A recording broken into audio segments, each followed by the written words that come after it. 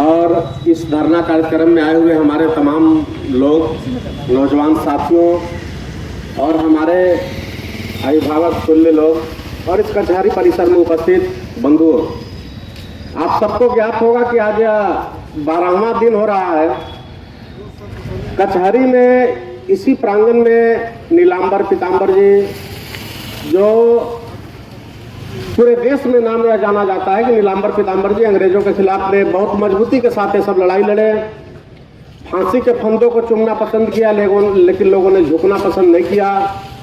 राजा मेदिनी राय जी बहुत ही प्रसिद्ध और बहुत ही चर्चित और बहुत ही ताकतवर यहाँ के शासक रहे हैं, जनता के बीच लगाव रहा। इन सभी की मूर्ति जो लगाई गई थी, उस मूर्ति को जिला प्रशासन के द्वारा जिस तरह से यहाँ तोड़ दिया गया, इस घटना की चारों ओर निंदा हो रही है। और वो भी अगर तोड़ना था तो एक बार थोड़ा लोगों को कह करके तोड़ दे तो जिला प्रशासन को भी आभास हो जाता कि यहाँ के लोग कितना लड़ने वाले लोग हैं।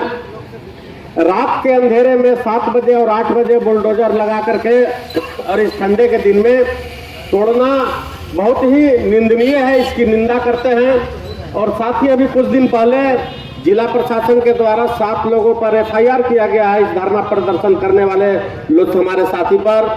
तो हम कहना चाहते हैं कि आपको जितना लोगों पर FIR करना हो आप कर सकते हैं, क्योंकि यहाँ जो भी लोग हैं केस मुकदमा जेल सब जो है सो भींगे हुए लोग हैं और कहीं कोई किंतु परंतु नहीं है। अगर 7 के बाद 8वां नंबर आपको लिखने की जरूरत हो तो आप शैलेश चंद्रवंशी का नाम लिख लेना।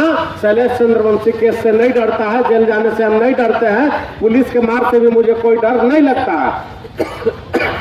यह लंबी कारवां है और यहाँ हजारों लोग, आपका कलम और स्याही कम पड़ जाएगा, इतने लोग जो है सो केस में जाने से लेकर के जेल जाने के लिए तैयार हैं।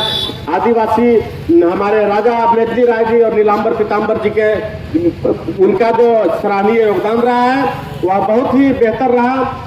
तो हम कहना चाहते हैं कि यह जो नीलांबर पीताम्बर जी का मूर्ति जो तोड़ा प्रशासन ने, पुलिस ने जिस तरह से अपने नेतृत्व में यह मूर्ति तोड़ने की जो प्रक्रिया चल रही है, यह आज पहली नहीं है। इसके पहले जब आप देखे होंगे इसी देश में एक बहुत ही बड़ा प्रतापी राजा हुआ करते थे भारत के आजाद होने के बाद में, उनका नाम था राजा भंगदेव, आदिवासी नेता थे छत्तीसगढ़ के बस्तर में। वहां मध्य प्रदेश में चुनाव हुआ, कांग्रेस की इलाकी सरकार थी, वहां पर मुख्यमंत्री द्वारका प्रसाद मिश्र जी मुख्यमंत्री थे मध्य प्रदेश में। और उस समय राजा भंगदेव बस्तर में इतना लोकप्रिय थे, इतना जनप्रिय थे कि वहां के आदिवासी कभी भी जो है मुख्यमंत्री को राजा नहीं समझे या मुख्यमंत्री नहीं समझे, राजा भंगदेव को ही राजा मानते थे। और अंत में लोगों को राजा भंगदेव से इतना चिढ़ हो गया, आदिवासी राजा से इतने लोग चिढ़ गए, उस समय के सामंती लोगों ने मिलकर के उसी बस्तर में राजा भंगदेव की बस्तर के किले में हत्या कर दी। और हत्या करने के पहले लगता है कि हजारों आदिवासी नौजवानों को कत्ल करते हुए उस राजा भंगदेव के महल तक जाकर के लोगों ने राजा भंगदेव की हत्या की। तो यह आदिवासी संस्कृति को मिटाने के लिए पूरे देश में एक वर्ग है, एक ताकत है जो मिटाना चाहता है। वो आखिर ताकत कौन है?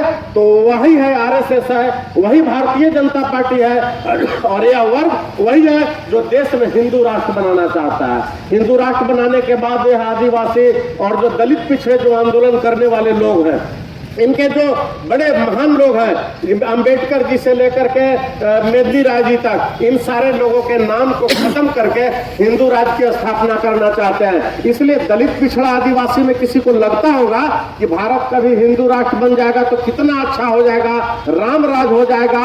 अरे बेलूरो, अगर जिस दिन भारत हिंदू राष्ट्र बन जाएगा उस दिन दलित के कमर में फिर से झाड़ू और खपड़ी बन जाएगा और आदिवासी को चुन चुन करके, जैसे बस्तर में एक मार दिया गया, हजारों आदिवासियों की हत्या कर दी गई, उसके बाद राजा भंगदेव की हत्या कर दी गई, एक आदिवासी लोकप्रिय नेता की, आदिवासियों को उसी तरह से चुन चुन करके आज भी वही विस्थापन का दर्द जो झेलना पड़ रहा है। कल हिंदू राष्ट्र में जो है एकदम गाय बकरी की तरह जीवन हो जाएगा दलित पिछड़ा और आदिवासियों का। इसलिए भारत कभी भी हिंदू राष्ट्र नहीं बनना चाहिए। भारत धर्मनिरपेक्ष राष्ट्र है। अरे भारत में जितना हिंदुओं का अधिकार है उतना ही मुसलमानों का अधिकार है, उतना ही ईसाइयों का अधिकार है और उतना ही बौद्धों का अधिकार है। इसलिए भारत कभी भी हिंदू राष्ट्र नहीं बनना चाहिए। यह जो प्रक्रिया और यह जो व्यवस्था चल रही है पूरे देश में, आप देख रहे होंगे जिस तरह से एक छलिया प्रधानमंत्री पूरे देश को अडानी और अंबानी जैसे जो दो कंपनी है, अभी कुछ अखबार में छपा, आप भी पढ़े होंगे, देखे होंगे कि 3 राज्य में, मध्य प्रदेश, छत्तीसगढ़ और राजस्थान में जब सरकार बना भाजपा का, तो अडानी का कई हजार करोड़ रुपया उसका जो है तुरंत इजाफा हो गया, अंबानी का भी कई हजार करोड़ रुपया का इजाफा हो गया। 3 राज्य में खाली सरकार बने से पूरा कंपनी जो है उसका बाह कर रहा है। तो किसके लिए लोग कर रहा है? आज जिसकी भी सरकार केंद्र में है, यह अडानी और अंबानी का गुलामी कर रहा है। उसी के इशारे पर पूरे देश को लोग जो है नोच लेना चाहते हैं। और जो आदिवासी संस्कृति यहाँ रही है, आपको उड़ीसा में मलकानगिरी एक जिला है, वहाँ लोगों को पता होगा, पूरा देश में पूरा दुनिया जानती है, वहाँ पोस्को नाम की कंपनी, दक्षिण कोरिया की कंपनी थी। पोस्को नाम की कंपनी बहुत बड़ी कंपनी है, यानी जो पोस्को जो कंपनी है, भारत सरकार का जितना बजट होगा, यानी पूरा भारत सरकार का पूरे देश का जितना बजट होगा, उतना से ज्यादा उस कोरिया की जो कंपनी है पोस्को, उसका अपना बजट है, एक कंपनी का बजट है, जितना पूरा देश का हमारा बजट है। वह उड़ीसा के मलकानगिरी में वहां जो है सो बॉक्साइड वगैरह निकाल करके, लौह अयस्क वगैरह निकाल करके, और जानते हैं विदेश ले जाना था उसको, और इतना बड़ा बंदरगाह बना रहा था कि उसका जो जहाज उसमें जो लगता जहाज, उसमें 50-100 नहीं लगता है 200 से ऊपर ट्रक एक बार लोड करके पूरा पानी जहाज में चढ़ जाता, और उस पानी जहाज बंदरगाह से समुद्र होते हुए विदेश ले जाता रिफाइन करने के लिए। मलकानगिरी में वहां आदिवासियों की लड़ाई को मानना पड़ेगा भाई। वहां 6 महीना नहीं साल भर लगभग जो लड़ाई लोगों ने लड़ा, और लड़ाई इसी तरह से धरना प्रदर्शन वाला चला, और उसमें आपको बहुत से जो महिलाएं जो बैठ रही थी, कई दूध मुहे बच्चे उस जो है लड़ाई में शहीद हो गए, या कहिए दूध जो है मिला ठंडा मार दिया, बरसात में भी गर्मी में भी इतना बड़ा लड़ाई लड़ा। लेकिन मानना पड़ेगा उन भाइयों को, हमारे आदिवासी भाइयों को, उड़ीसा के उन लोगों को, देश ने पूरी दुनिया को उन्होंने बता दिया, पोस्को कंपनी को भागना पड़ा वहां से, और पूरा छोड़ करके वहां जो सो भागा, अरबों खरबों का उसका नुकसान हुआ होगा। लेकिन वह कंपनी अगर लग जाती तो पूरा उड़ीसा को उखाड़ करके फेंक देता, खत्म कर देता। इसलिए वह जो उड़ीसा में जो लड़ाई चला आदिवासियों के लिए, पोस्को कंपनी के खिलाफ, सरकार के खिलाफ, पूरा मिलिट्री ऑपरेशन लोगों ने चलाया था। खेत में खाली करने के लिए घर को तोड़ दिया गया, लोग प्लास्टिक और पतई डाल करके रहना शुरू किए। खेत को मिलिट्री मैंने चला करके बुलडोजर और वगैरह तो छोड़ दीजिए, बूटों तले अपना पैर से जो है पूरा खेती बर्बाद कर दिया गया। लेकिन उसके बाद भी वहां के आदिवासी लोगों ने लड़ा।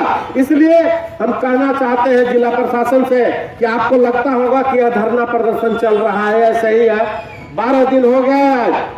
आपको अगर इसके आगे भी अगर देखना होगा कि पलामू की धरती बहुत मजबूत धरती है, यहाँ के लोग भी लड़ने वाले लोग हैं। संभवतः पूरे देश में जो जुझारू जन आंदोलन हुए हैं जब कभी भी, चाहे वह जेपी आंदोलन हो, चाहे वह समाजवादी विभिन्न आंदोलन हो, उसमें पलामू कभी पीछे नहीं रहा। अगर मलकानगिरी से, उड़ीसा से पोस्को जैसी भीमकाय कंपनी को हम भगा सकते हैं, हमारे भाई भगा सकते हैं, तो यह पलामू की धरती, यहाँ के वीर नौजवान, किसान, मजदूर, आदिवासी और दलित पिछड़े परिवार के लोग, आपको देखना होगा तो 2-2 हाथ हम लोग भी करने के लिए तैयार है। और संभवतः शैलेश चंद्रवंशी नाम भी जानते होंगे। शैलेश चंद्रवंशी आज भी पलामू गढ़वा लातेहार में जितने नेता, जितने भी लोग हैं, उसमें सबसे ज्यादा पुलिस की लाठियां मेरे ऊपर चली, चाहे वह डाल्टनगंज शहर थाना में चला हो, सदर थाना में चला हो, चैनपुर थाना में चला हो, पटना के थाने में चला हो, रांची में चला हो, लेकिन उसके बाद भी शैलेश चंद्रवंशी पीठ नहीं दिखा सकता है। हम भी चैलेंज करना चाहते हैं कि पुलिस में अगर दम और इच्छा हो तो शैलेश चंद्रवंशी को एक मार देने से तुमको कुछ नहीं हो जाएगा। आज सैकड़ों नहीं हजारों शैलेश चंद्रवंशी, हजारों लोग कुर्बानियां देने के लिए तैयार है, और उस कारवां को हम लोग बढ़ाने वाले लोग हैं। हम जिंदा रहे या न रहे, यह कारवां बचा रहना चाहिए। इस कारवां को बढ़ाने के लिए हम खून और पसीना दोनों बहाने के लिए तैयार है। आज दलित पिछड़ा अगर घूम रहे हैं इस क्षेत्र में या सर उठा करके चल लेते हैं तो उसमें जिला प्रशासन, पुलिस या अफसर, आपका कोई योगदान नहीं है। उसके पीछे इस पलामू के माई का लाल, किसी का बेटा और किसी का भाई इस रणभूमि में मारा गया है, तब हम लोग चल लेते हैं। और उसी खून पसीने के बदौलत तुमको भी नचोड़ रखने की हम क्षमता रखते हैं। और साथ ही हम आह्वान करना चाहते हैं कि पलामू में जिस तरह से अफसर लोग लूट करके एक से एक लोग रिकॉर्ड बना रहे हैं। एक तरफ आप देख रहे होंगे एक जो महिला जो डीसी थी, वो इसके पुरवार, वो जो है सो कई करोड़ रुपया पलामू से लूट करके ले गए। यहाँ सारे अफसर एक से एक, आज एक और का नमूना मिला, अस्पताल का एक डीआई है, यानी कि जो दवा होता है उसका इंस्पेक्टर है, लाइसेंस वगैरह बनाता है मेडिकल दुकान का, वो कई लोगों से किसी से 50,000, 40,000, 30,000 ऐसा वसूल के चल गया।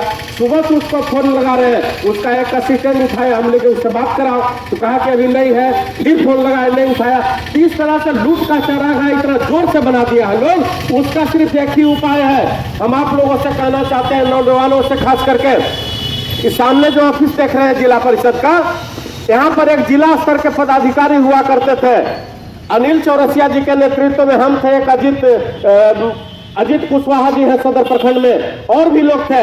हम लोग 50 आदमी पहले अल्टीमेटम दिए कि भाई इसमें रिश्वत नहीं लिया जाए, पीसी नहीं लिया जाए, लेकिन उसके बाद भी नहीं माना लोगों ने। जिला स्तर के एक पदाधिकारी को सामने के इसी रूम में मोबिल मेरे हाथ में था, और उसके बाद घेराबंदी करके कुर्सी धर करके छीन के पटके, और पटकना के बाद मोबिल जब मारे चेहरा पर तो उसके बाद गोड़ हाथ पकड़ने लगा। इसलिए पलामू में जितने अफसर जो लूट का चारागाह बनाए हुए हैं, आप तैयार होइए। शैलेश चंद्रवंशी न जेल जाने से डर रहा है न पुलिस के डंडा से। मोबिल का डिब्बा उठाइए, रंग का डिब्बा उठाइए, और जितने फर्स्ट अफसर है इसका मुंह पर मारिए, और मारने के बाद इसका वीडियो बनाइए, और वीडियो चलेगा, और देखेंगे कौन FIR होगा। पान खा करके 10 को आदमी कच फूकेंगे अफसर के रूम में बैठ करके, उसके बाद देखेंगे कौन धारा और कौन इनका कानून लागू होता है मेरे ऊपर।